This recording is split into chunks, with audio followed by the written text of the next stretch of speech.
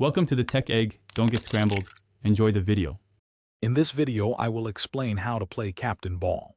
This fun and engaging game is perfect for groups, requiring two teams to compete. Each team has a designated captain who stands in a special circle. The main goal is to successfully pass the ball to your team's captain.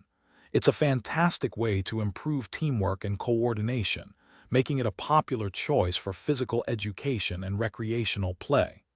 Let's dive into the setup. Once the game begins, players must pass the ball to their teammates to advance it. Remember, you cannot run while holding the ball. You must stop and pass within 3 seconds. This encourages quick thinking and precise throws. Players can move around their designated half of the court to get open for a pass. Defenders will try to intercept the ball, adding an exciting challenge to every play. Keep those passes sharp. Scoring in Captain Ball is straightforward.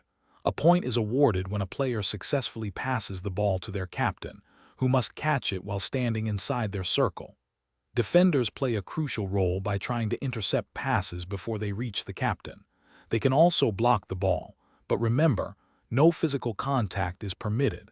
Fair play is key, ensuring everyone enjoys the game safely. Focus on strategic positioning to prevent those crucial passes. To win Captain Ball, your team needs to be the first to reach a set number of points, often 10 or 15.